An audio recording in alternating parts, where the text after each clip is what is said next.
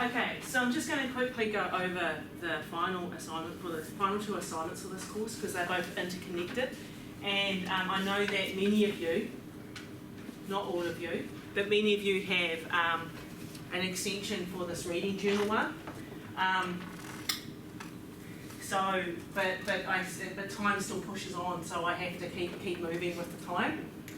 And you will find that the final assignments aren't as difficult as where I've thrown you. Like I said, the last couple of weeks is me actually throwing you in really, really deep. And now I put a fishing line in and pull you back out slowly, and things will start to cement. And you will notice as we do stuff around those cards pretty much every week, not always the same activity. It actually all leads up to a game called Scum. Some of you might know the game Scum.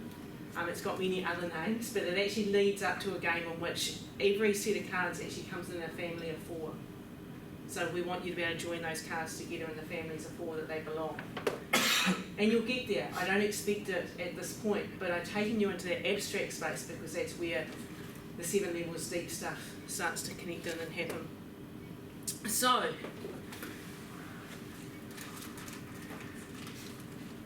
in the assessment information, I will post a copy of the video of me talking about this final assignment.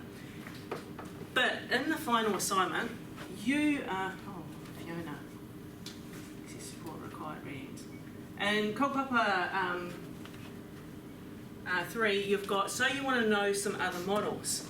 I'm hoping that at this point you're like, okay, Dr. Fee said positive youth development sucks, and that we need to start to look at the big issues in society.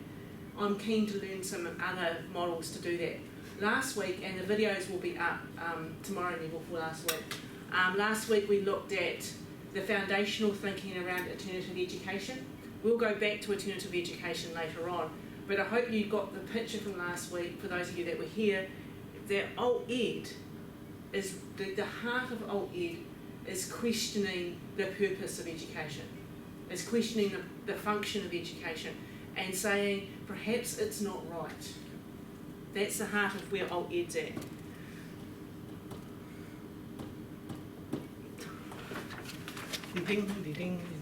Sometimes these boards work for you, sometimes they don't. So, we have a Moodle book. It's got an introductory page telling you that you will be selecting for your final assignments one model. Now, say your final assignments are together because you've got a report, and then from that report you develop a presentation to give to us. So you've got to choose one model that's associated with your specialist practice area. Now, it may not have to be, but I encourage you because that way this assignment becomes real for you. And we have seen, in the past, I have seen assignments where one faith-based student took restorative justice back into his community. He didn't do a project because you're not doing a project here, but he did a lot of research. And then out of that research, he developed an initiative in which a piece of whenua was actually taken through a restorative justice process because the people had actually abused it. And there actually had been murders on it. It was similar to Black Creek. It wasn't in Wellington, but it was similar to Black Creek and Wainuiomata. For those of you who know my hood, there's been quite a few deaths along that Black Creek. And so, if you take that as a real good example, he was like, it's obviously that the whenua was grieving, and that it has been abused in some way. What can I do with my young people? And so they went there and they actually did it the whole, we'll do restorative justice next week. They did the whole restorative justice process. No, it wasn't a family group conference with the Creek being a family group member at the table. And now that place is a huge youth development hangout space where families come together, do sports and a whole lot of stuff. Cliff, you've already done restorative justice on the whenua of your project you did out in Upper Hutt years ago. That was seeing a piece of whenua that had actually been abused and hurt, and actually working with the community and young people to restore it and bring it back into a space and bring a relationship back. So that's an example of restorative justice in a faith-based setting.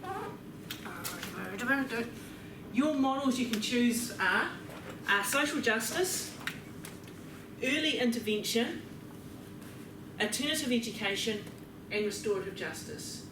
You choose one of those models, okay? And if you do it this way, you'll realise there isn't a lot of reading. You'll see that if you look at all the reading lists, there's a hell of a lot of readings. No, this is for you and your journey to choose where you're going, okay? And you might even choose applications that I haven't put there.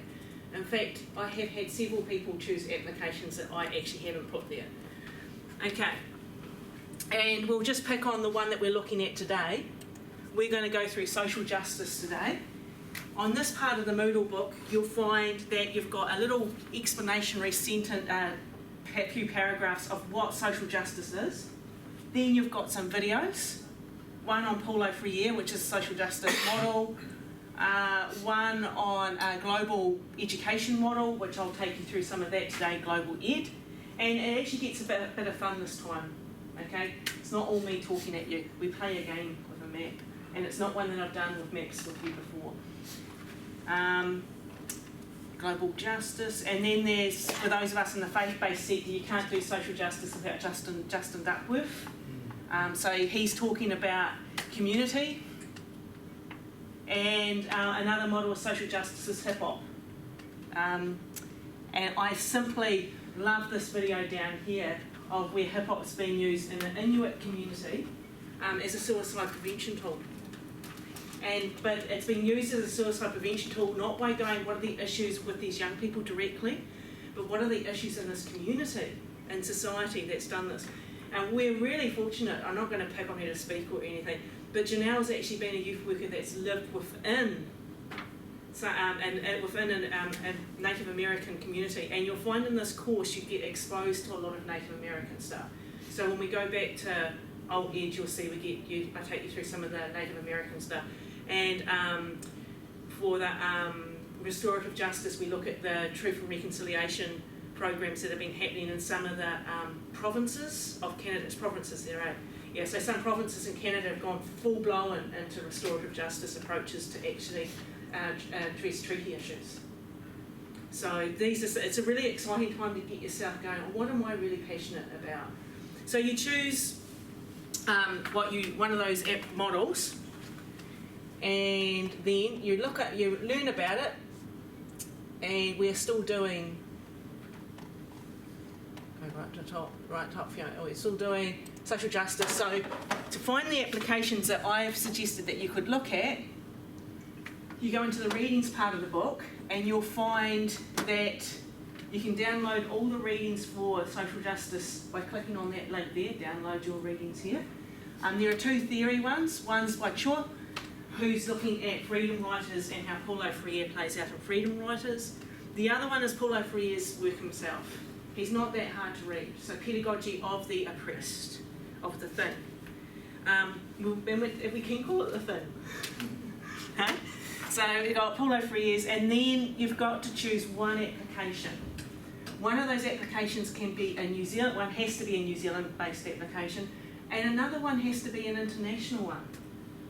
And this is because we have a problem in New Zealand, and that's often that we assume that New Zealanders know it best when it comes to youth work practice.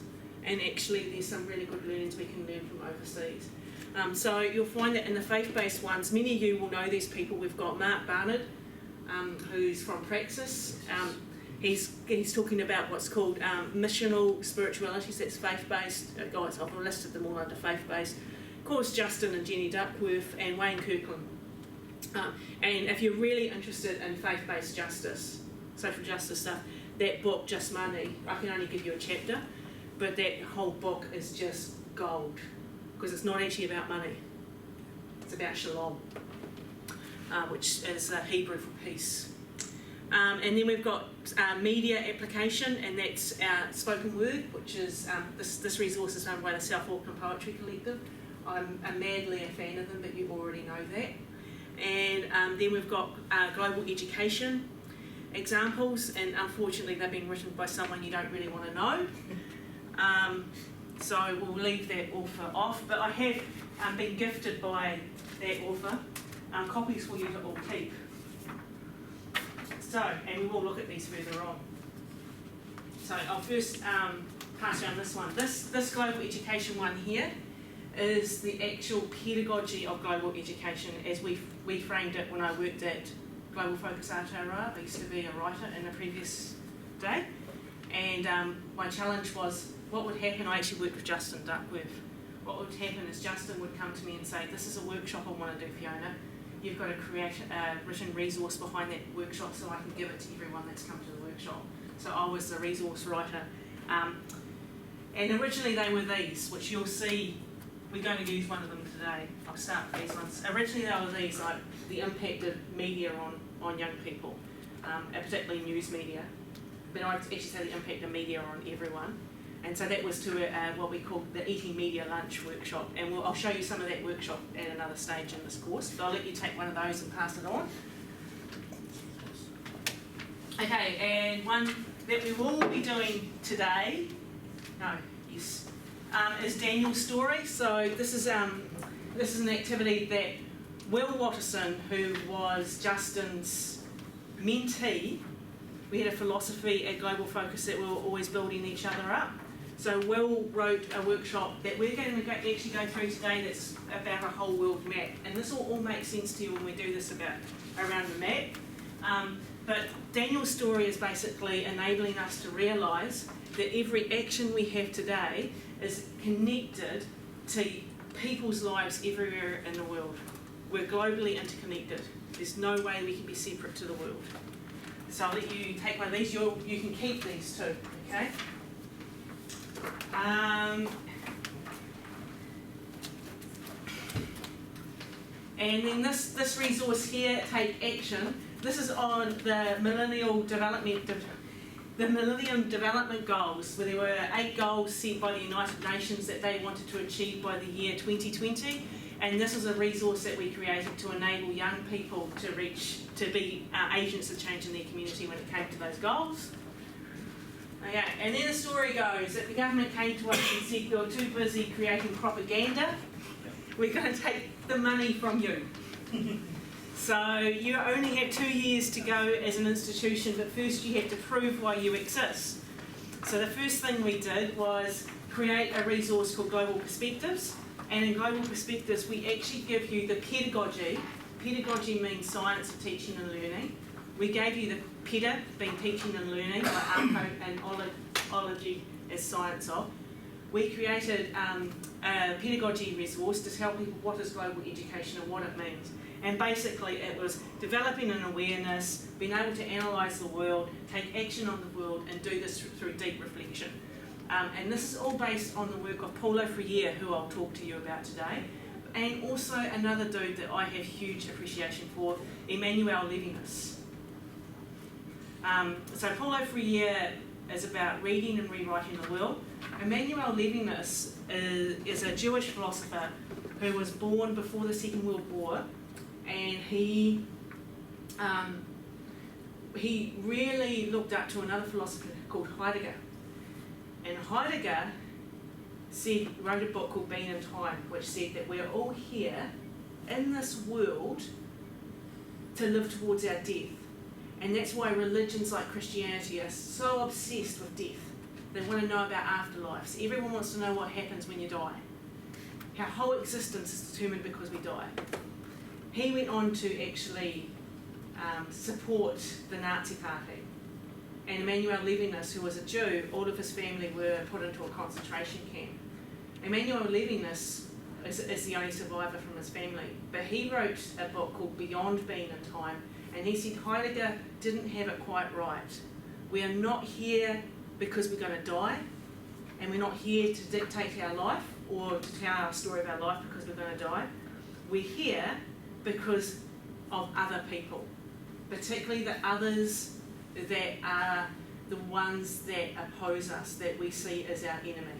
They're the reason why we exist. And how we treat those people will determine who we are inside. And often our first reaction is to try and kill them. Oh, these brown people scare me. I'll kill them. That sort of reaction. But he said, look, no, that's not the way that we should live as people. If we've been here for the other, then we need to create a space here on the table for the other. And this should, for those of you that have journeyed with me now 3 years, suddenly go, oh, now I understand why Dr. Fee always goes around on about tables and always ensuring that there's a space on the table for the next person that's come in. And Janelle would have witnessed that before when I said to the first years, when she came in, now make sure, bring that table around, make sure we've got seats for the people that come in. So, so heaviness has been a highly influential on the way that I do things. Yeah, so that goes into the pedagogy of global education as we framed it here for Aotearoa New Zealand. And we were still getting a bit of money. We wrote a very controversial resource that disappeared really quickly. So if anyone wants electronic copies of all these resources, I can give them to you. But now all money's gone altogether, so you can't get them off the internet anymore. We wrote one called Exposure Trips, which was really geared at short-term mission, which is something that a lot of church youth groups do. And that was trying to get people to realise that a short-term mission doesn't give you the right to say you know everything about what's happening in a particular culture, and that you can never actually fix a culture if you go there for 2 weeks. So the most precious thing you can do is learn how to tell a story and retell a story that does not shame that culture in any way. So that was what that one was about. That went very quickly, so we've got none of those left. Then the earthquake in Haiti happened, and we did a resource around disasters and how we respond to disasters. Interesting story about that, I brought this down to Christchurch to read to my auntie who was dying of a brain tumour at the time. And on the writer's desk, which is a personal story all about me at the beginning, I'm talking about how my grandfather told me when I came to Wellington to not buy in the hills or buy in Petone, because those are the places that will go, he's been a West Coaster, those are the places that will disappear in an earthquake. And so I wrote all about it, and I took this down to read to my auntie, and I put it aside and didn't read it, and then the earthquake happened, and I knew that I better read it now, so I did. So there was that. And you get with this one, the one that a friend of mine, Ricky, wrote, that was given to school kids. That accompanies us. And then we were told, you will have no more money at all. And so we thought we're going to do the last one to really question the system. So our last one's on poverty, and it's not just on poverty from a global perspective, it's also about poverty at a local perspective too. So these are my gifts to you.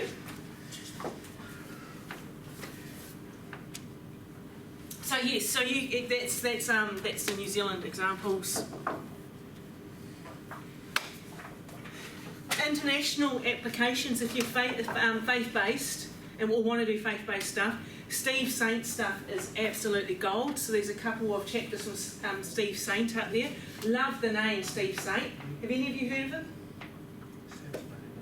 His parents were missionaries in Brazil, up the Amazon River in the 1970s, and his father was killed by a group of indigenous people, and Steve Saint was invited back in years later to be their missionary, and his whole aim was to not create a community of dependence, but create a community that was completely independent. He talks about when he goes into this area that there's a church and it hasn't been looked after, and it was created by missionaries before. He asks the people, why haven't you looked after it? Oh, that's the white man's place. Even though it was created for the people, it was still seen as the white man's place. So he's created a whole initiative where I can't even remember what the tribe's called. It starts with W. Wyombe tribe. They actually have turned push bikes into airplanes, and they have a whole business that travels around the Amazon basin with these push bike airplanes and portable dental equipment. And one of the documentaries, it's quite tear-jerking because at the end he's with the person who actually killed his father, and this person's in India teaching people in India how to use this portable dental equipment, and the hands that killed his father are now bringing healing to others. So that's the faith-based stuff. Media, we have video, an example of video application, and then we've got solid youth work practice that's doing social justice stuff. Now, you can choose one of these applications, or you can choose something that you find yourself. That's up to you. Okay, so whatever model, you'll find that there's a whole pile of readings that go with them. They're your applications. Choose one from the national, one from the international, or find your own. Okay, once you've done that, I've already handed that out. I always give you, as you know in your course, and the courses that you have with me, I do things, I'm known as a nerd by the students and quite quirky, so I put up videos for them and give them templates. So you've got a report template to fill in. I'm expecting a table of contents, an introduction. You can see exactly what I want in that introduction. Okay? I then got a methodology. That methodology is I want you to tell me how you found your resources. So even if it is I used what was on Moodle. Okay? But I also want to know how you analysed them. What questions did you ask of them? Okay? And that's going to only be a short section, 150 words. Then you've got findings. And you'll see that it's split into two things in this section. You could just focus on your model and positive youth development practice. That's good. But if you want an A, get sociological. Start to use the things that we've been learning in the course. And then you've got a conclusion and recommendation section and a reference list at the end.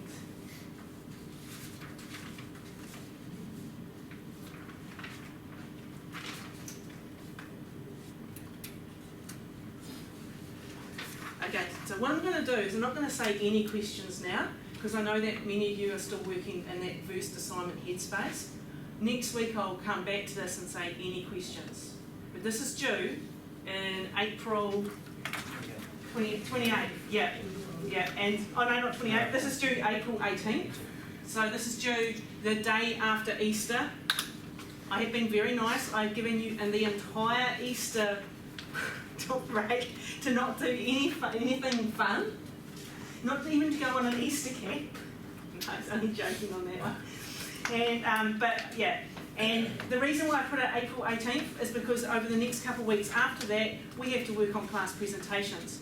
Now the week before this is due, the week before we go away on Easter, you know, that Tuesday, Wednesday, Thursday, we are going to do full-on study classes that week. Okay, so right up until that week, you can expect me teaching you Tuesday, Wednesday, Thursday. No study break on Thursdays. You can actually expect that you're going to come this Thursday and get more of these models. Then you're going to get next week more of these models. Then you're going to get refreshed. And then that week before Easter, you've got 6 hours with me supporting you getting as much done of this as possible. Is that sweet? Okay. So, I will let you mull on that. I will let you ask questions. I will say, and Aras, you heard this by Stu at the Aratawahi thing that we went to last year, that this assignment does challenge you, but it can, and it was for him, it was the best assignment that he did out of the whole BYD. This was the assignment that he was like, wow, I know who I am. I know why I'm here. I know what I'm going to do. So, without further ado, Mr. Freer. We need to go to Mr. Freer. Plan.